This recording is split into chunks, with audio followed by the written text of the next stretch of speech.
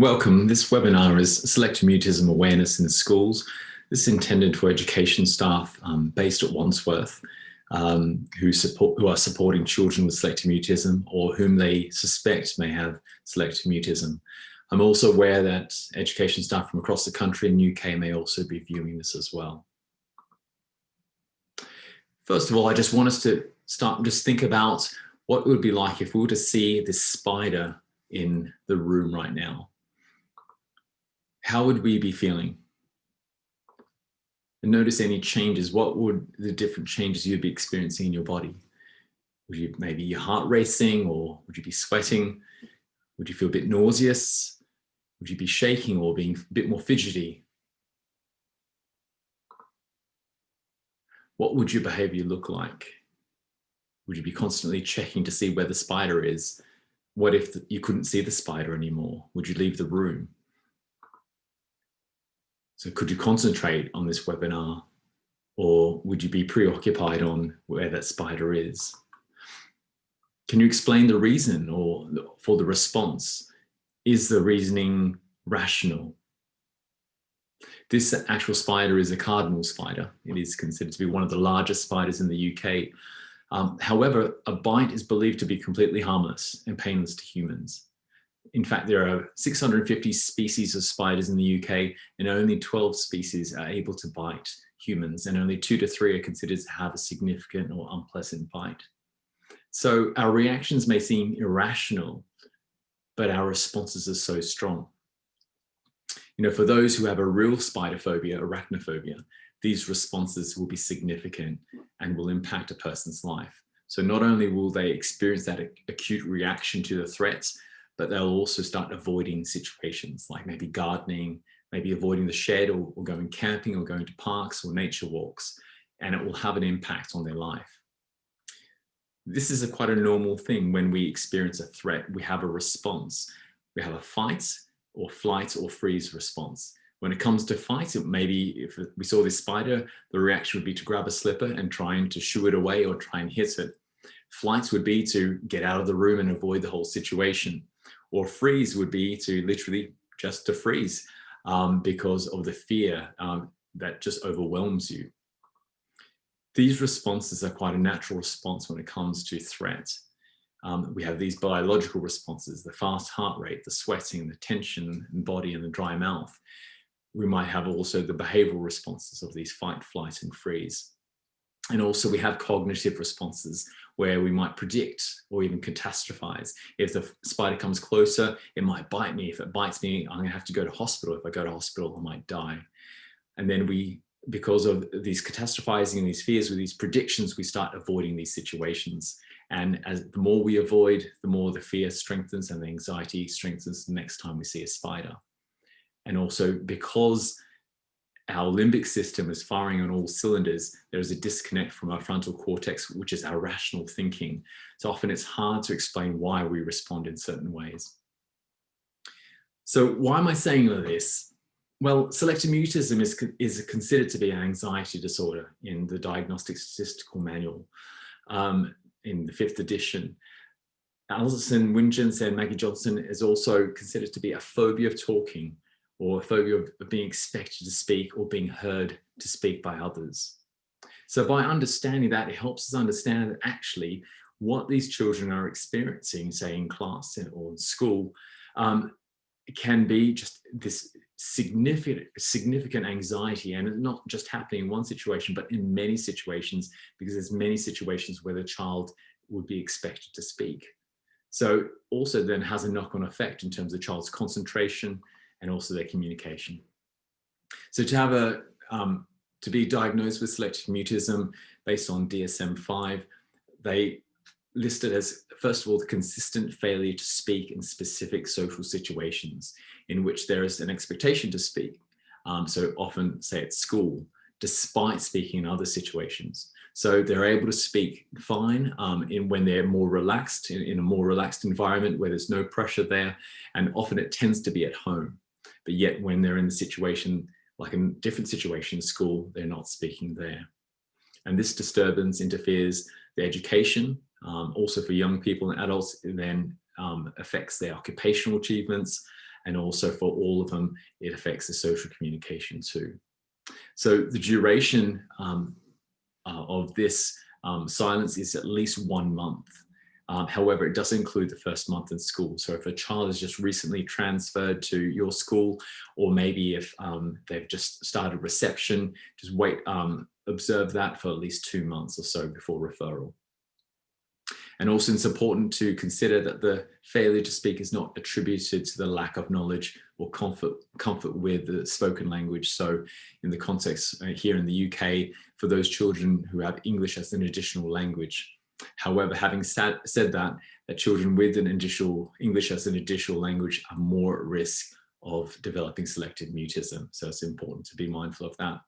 Also that the disturbance or the inability to speak is not better explained by a communication disorder or a condition resulting in silence. However, also having said that, a lot of children with selective mutism will also have a coexisting communication difficulty, whether it be a speech difficulty or a language difficulty. What's it like? In a book written by Sutton and Forrester, it's actually a really good book to read about adults' experience of selective mutism and their reflections of what it's like to have it when they were a child. Also has input from parents as well. One student, Danielle, wrote, "It feels as though you physically can't talk, like the words won't come out." Justine also says, "It's like a dominant force in my brain stops me from speaking. Panic freezes me to the spot. I can't control what I do. I can't think about the situation and resolve it. I feel like a paralyzed deer in the headlights." Often the symptoms that a child with selective mutism will experience is this tightness of throat, in their throat. Or they also maybe experience an increased heart rate or sweating and the tension in the body, nausea or a feeling of overwhelmed or being overwhelmed, or maybe difficulty processing information or difficulty remembering words in that moment.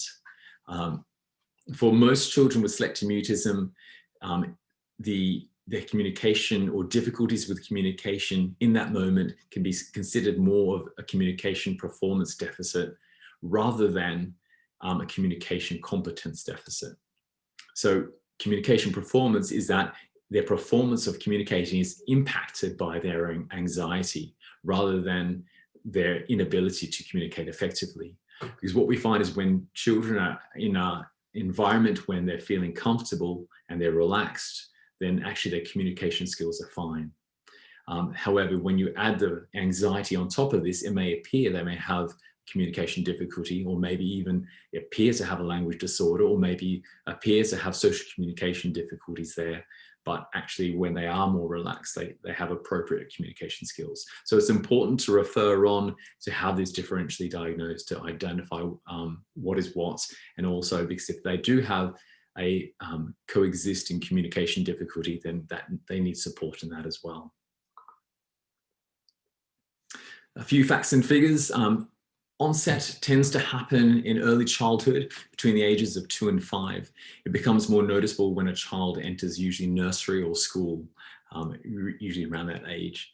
And also it's slightly more girls than boys that are affected with selective mutism.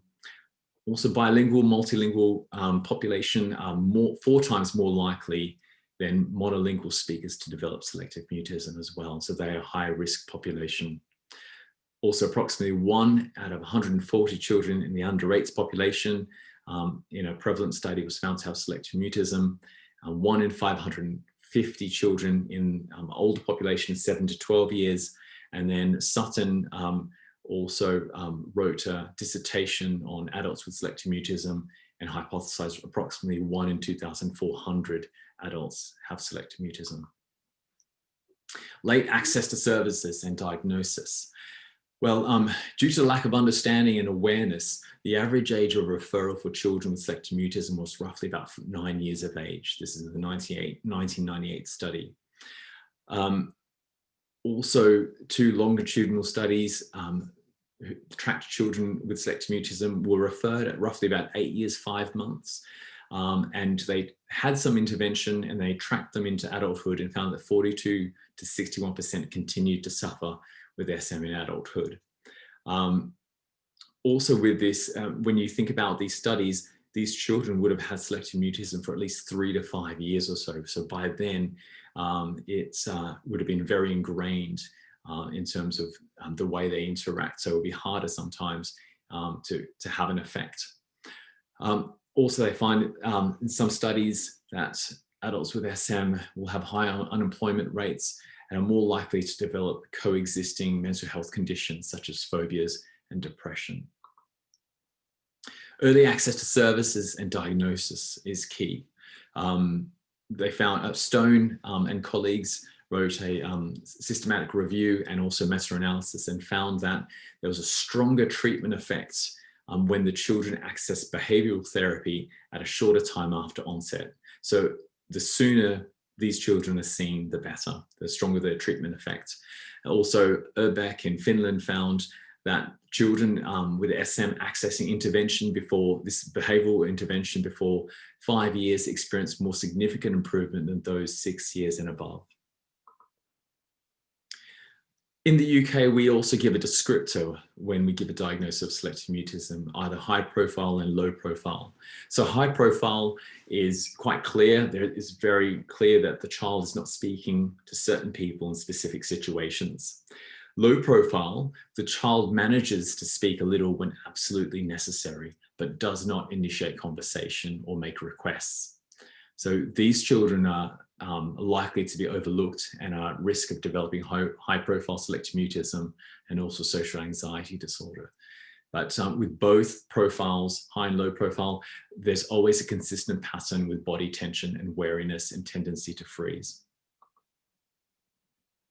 Now, coexisting conditions, or the medical profession might use the word comorbidity, there are often communication difficulties in this population, the children with selective mutism. So in different research studies, 10 to 50%, there's a range there that may have communication difficulties. Certainly in Wandsworth, in a recent case note audit, roughly about 58% of the children with selective mutism had a speech or language difficulty. Also in the research literature, about 59 to 97% would have a coexisting other secondary anxiety disorder. So often social anxiety disorder is the highest comorbid anxiety condition, and then followed by separation anxiety and specific phobias as well. Also, the selective mutism population have a higher comorbidity of autistic spectrum condition, about 7% as opposed to the general population, which is about 1%. And also 30% will have difficulties with enuresis, which is wetting, difficulties with wetting themselves, and also 17% will have difficulties with their coordination, often resulting in a diagnosis of developmental coordination disorder, or also known as dyspraxia. 8% also may have mild learning disability too. So we find the SM population is a vulnerable population. Now, it's so important, I can't stress this enough, just how important the role is for education staff to identify and also support these children.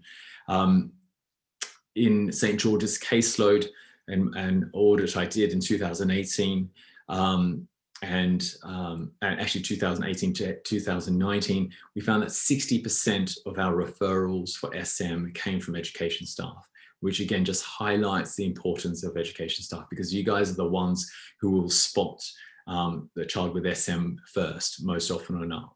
Many parents might report they weren't aware that they had this. They knew that the child was maybe quiet or perhaps shy, but it became very apparent that when they were at school, and it was the school staff to notice that they weren't speaking to them in that situation. Second highest referrals came from parents who were aware of selective mutism or concerned about the child's talking in school, and then followed by health visitors and GPs as well. Now, if you, how to spot selective mutism for those who, may have some suspicions? Well, first of all, consider all the quiet children in your class, and then consider their talking habits. So ask yourself, when do they speak? Is it only in the playground with their peers, or do they speak at all in the classroom? Do they speak in small groups? Who do they speak to? Is it just only with peers, or maybe certain adults, or do they speak to most people? Where do they speak? Where and when do they speak? So, which situations are they speaking in? And also, how do they communicate? Do they just use gestures, or are they only using single words or phrases? Or are they only responding when you've asked them a question, but they're not initiating interaction or asking for help? Also, just consider those children with English as additional language. Stark in 2016 found that children who were bilingual, multilingual, and exposed to a new language, plus having an anxious predisposition, had a high risk of developing selective mutism. So those children who are EAL in your classes and also quite anxious and may have a tendency to freeze, then I would say treat them as a child with selective mutism in terms of using these strategies. They will help those children as well, if or whether they do or do not have selective mutism. It won't harm them. It will actually promote the communication skills as well. Also, what might be helpful is asking the parents if the child is speaking freely to them in front of other people outside of the home. If you then get a feedback that actually the child stops talking when someone comes over to the home, or when they're out and about, the child speaks, and then when a person goes near them, they stop talking, then you may be dealing with selective mutism there, and onward referral will be required. So to make a referral, find out the profession or the service that takes the lead in selective mutism in your area. So if you are in Wandsworth, where St. George's Hospital is, then the profession that's taking the lead is the speech and language therapy department. So refer the child to the speech and language therapy department. We accept referrals from everyone, from parents, from teachers, from medical professionals. So find out who's taking the lead in selective mutism in your area. It could be the local authority, it could be educational psychology service, it could be maybe specialist teachers perhaps that might be taking the lead in selective mutism, or maybe pediatricians or developmental psychology as well. Or it could be CAMS too. So identify which profession or service is taking the lead in selective mutism, and then refer onwards there. Also contact the Selective Mutism Information Research Association for further information and also support on selective mutism. And actually at their website, you can actually find this diagram. So it's quite helpful to then look at this diagram and follow it through to work out what the specific situation is in your locality, because each locality across the UK is very different. Principles for support and intervention. The first thing is to take the pressure off speaking and create opportunities to communicate and participate. So that's, if there's one principle, this would be it. Although there are other principles that are helpful too, but this one's it, is to take off the pressure of speaking, but create the opportunities to communicate and participate. Another important principle is addressing the speech anxiety with the child, whatever the age. Obviously, you'll have to adapt the language, but by sometimes acknowledging that you are aware that it can be difficult for the child to speak in certain situations, and that you want to take the pressure off them to do that, and you want them to focus on having fun and participating, then often that can be a huge relief for the child.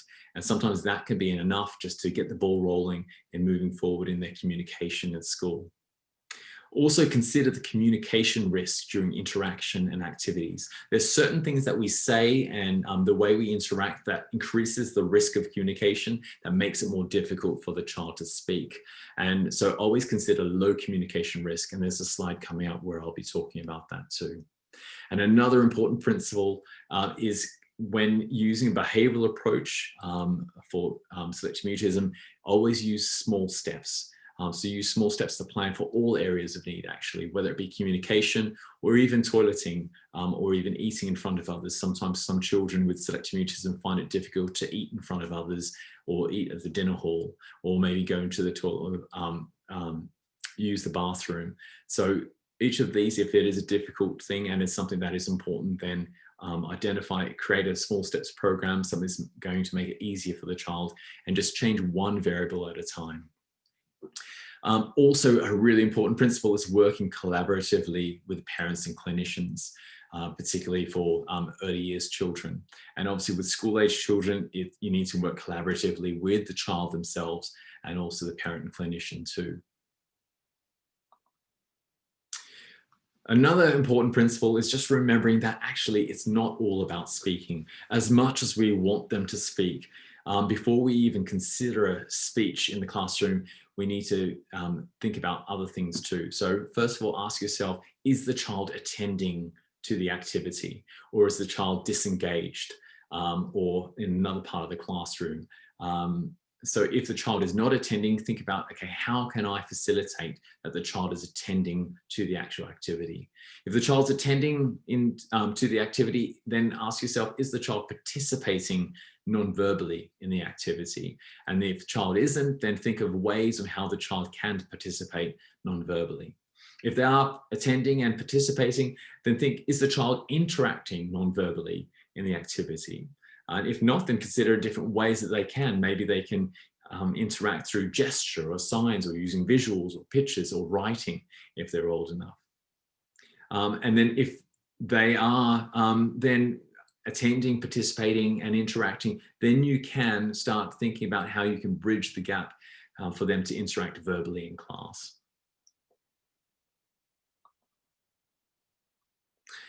So addressing speech anxiety. So there's different ways you can do that. But just in simple, just breaking it down, it's just we want to convey to them, first of all, they're not alone, that this is a common condition, that there are a lot of children out there that find it difficult to speak when they're in front of new people or in front of others. And it won't always be like this if we do things that help. And there are ways that we can help. And so the first thing is to focus less on talking and more on having fun. Because when the child is having fun, they're more likely to feel more relaxed and then find it easier to then talk. The second thing too, to address and share to them, is that we want to do things in tiny steps to achieve what they want to achieve. And last thing is to have a go attitude. So just convey to them that we'll do this together, and anything that is difficult, we will have a go and try. So sometimes by just letting them know that you know, and letting them know that you're not going to put any pressure for them to speak, can just be a huge weight of their shoulders.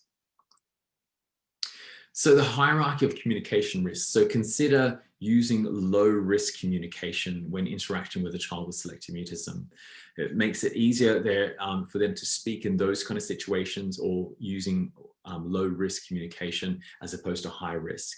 So low risk are things like when we make comments or maybe rhetorical questions where there's no pressure for them to respond verbally. Then moving up, then might be a show me or which one type of question, where it allows a child to respond verbally or non-verbally, either through pointing. Or yes, no question is also considered low risk as well, because again, they can either respond verbally saying yes or no, or they could nod or shake their heads. Now, X or Y question that's the type of question where it could be like, is it an apple or is it an orange? So that's the X or Y question. That too is kind of low risk, and also just requires just a one-word answer, or they can also point to if it's there. Then moving on to simple questions, and then factual questions are moving up to high risk kind of questions, to then open-ended and personal questions are also considered to be high risk communication. Also, greetings are considered to be high risk as well, even though it's only just one word. A lot of people may think of it as being low risk and then expect the child and put pressure on the child to make those greetings, to say hello, goodbye, please and thank you. So what's important is to consider that as high risk. That is actually very difficult for a lot of children with selective mutism for various reasons. Just the negative connotation and the pressure of communication, and the social pressure of interacting with those kind of words too. But also those kind of words tend to also invite further interaction. So consider your the level of communication risk. Another strategy that's helpful is using what is coined defocused communication style when building rapport with a child. So defocused communication style is, in effect, you're interacting with a child in a way where you're not putting pressure for them to speak. So play fun activity, something that the child enjoys. When the child's enjoying an activity, they're feeling more relaxed and they're more likely to feel more comfortable to speak and use their voice in that situation. So identify something that they enjoy. When you're playing with them or interacting with them or doing the activity that's fun for the child, then during that interaction, just make comments on the activity or the play. Use it like a commentary style talking with pauses and gaps in between. Don't ask direct questions to the child. You might ask maybe I wonder questions, which is asking yourself the question, so there's no pressure for the child to respond. Sometimes the child may feel comfortable enough to then respond in that situation once you've built that rapport. Also, it's important to just have those pauses. Wait 5 seconds to give the child a chance to respond. A lot of children, they do want to talk, they do want to interact, but they find that the pace of conversation sometimes moving too quickly, and by the time they're ready to do that, by the time their vocal folds have loosened up and they're ready to speak, that's moved on from then, and that further creates more anxiety when it comes to interacting. So leave pauses in between your comments. Also, another thing that's important is not making eye contact during the interaction, which seems difficult sometimes since we're so used to making eye contact during interaction, and we often try to promote eye contact in the interaction. However, for children with selective mutism, eye contact can be very threatening. So try not to make eye contact when you're building that rapport. And often, if you're doing an activity, play alongside them or do the activity alongside them rather than being face to face across the table from them. Otherwise, that can be quite intimidating for them. Other general strategies is after rapport building is having the child maybe sit in close proximity to the teacher.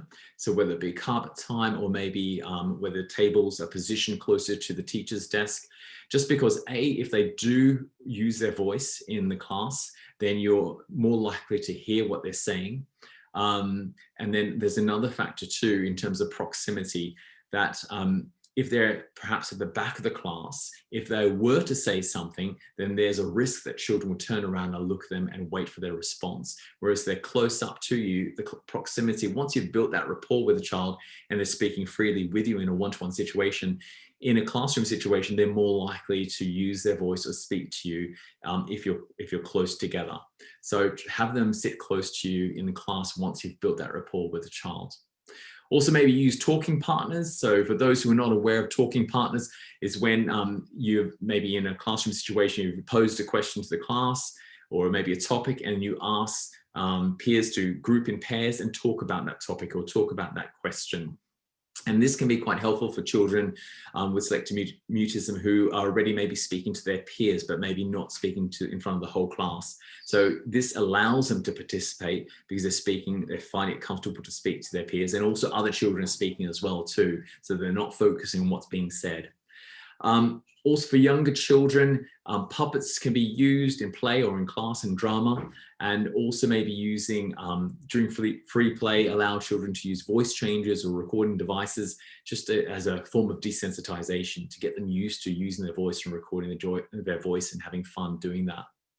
Also, you can use other forms of communication throughout the school, so using communication cards or dry whiteboards if they're writing, also Makaton signs too, just to aid and encourage communication.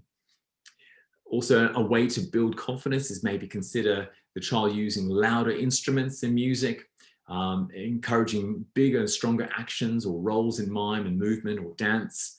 Also using choral speech, because choral speech is considered to be a low risk communication, or low communication risk.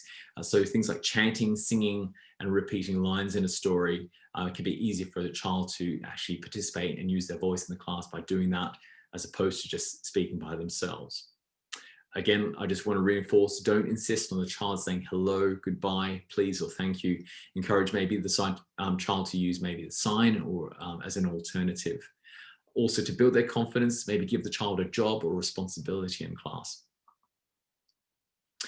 Also, it's really important just to, when using a behavioral program, if you're working with a speech therapist or educational psychologist or clinical psychologist, that in the behavioral program, you change one variable at a time. And these are the different variables that can have an impact. So one variable will be in the environment, so where the activities being done. So is it being done in the playground? Is it in a room outside of their classroom, or is it in the classroom? So the environment can have an impact as well. I often find children with selective mutism find that in the classroom is probably one of the hardest environments for them to use their voice.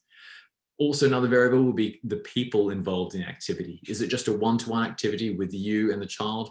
Is it with another peer? Is it with two peers? Is it with other adults? Or maybe are there adults in the room that the child's not familiar with? Because just by having that one change in the variable there of a different person could be enough for the child to be silent. Also consider the time of the activity. If it's a short time, and the child knows how long it's going to be, they might find that easier to be able to manage their anxiety during that time, as opposed to an activity that just keeps going on and on and on and on, which further increases the anxiety. Also consider proximity when you're introducing a new person to the child's communication circle, that where the proximity of that person, whether they are in the room, whether they're at the table or not, that will have an impact. Also consider the language load, or what I've spoken about in terms of communication risk. Is it a low communication risk or high communication risk? Also consider the type of activity. So an activity that the child enjoys or the child is good at, they're more likely to feel comfortable, they're more likely to speak in that situation, as opposed to an activity that's more difficult for them, or maybe sometimes scholastically difficult. So to get more information,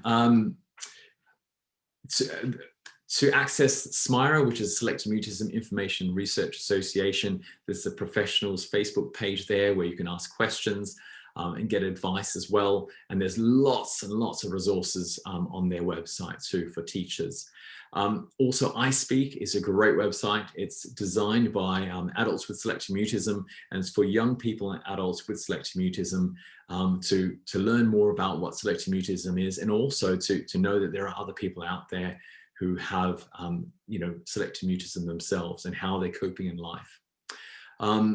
Also, Royal College of Speech Language Therapists has some resources as well you can log on to.